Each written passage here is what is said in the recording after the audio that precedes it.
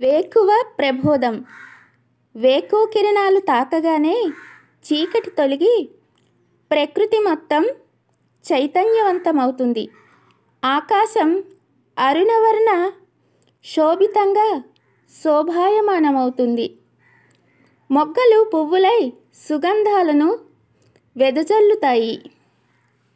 రైతు తన నాగలిని తీసుకొని పంట పొలాల వైపు పయనించి వ్యవసాయ క్షేత్రంలో యజ్ఞానికి సిద్ధమవుతాడు.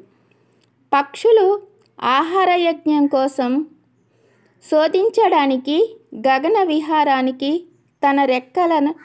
తన రెక్కల సత్తువుని కూడగట్టుకుని రివ్వుమంటాయి. ఇలా ప్రభాత కిరణాలు సృష్టినంతటినీ మేల్కొల్పుతాయి. జీవకోటిలో చైతన్యం కలిగించి కర్తవ్యాన్ముఖులను చేస్తాయి. కర్మయోగిల్లా బాసిల్లమని ప్రబోధిస్తాయి. ఒకప్పుడు పసుపు కుంకుమలతో అలంకరించిన గడపలు, ముగ్గులు దిద్దిన గుమ్మాలు, తలుపులు తెరిచిన ఇళ్ళు బాలభానుడికి స్వాగతం పలికేవి. ఆ సమయంలో ప్రకృతి ఒక చక్కని శృతితో నాదమయమవుతుంది.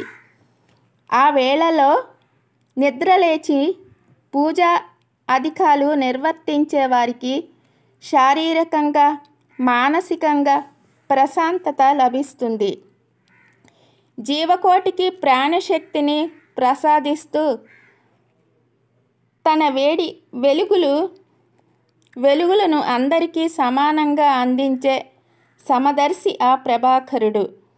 ఉదయించింది మొదలు అస్తమించే వరకు భానుడు విరామం కోరడు. అలాగే సాధకుడు కూడా లక్ష్యాన్ని చేరుకునే వరకు విశ్రమించకూడదనే సత్యాన్ని తెలుసుకోవాలి. ప్రభాత కిరణాలు తాకగానే కొలనులో కలువలు సహితం విచ్చుకుంటాయి. మనిషి కూడా తన మనోకొలనులో మంచి ఆలోచనలనే కలువలు విప్పార్చుకోవాలి. కోడి గొంతెత్తి కూస్తుంది. తన గొంతులో ఎంత కాలజ్ఞానం.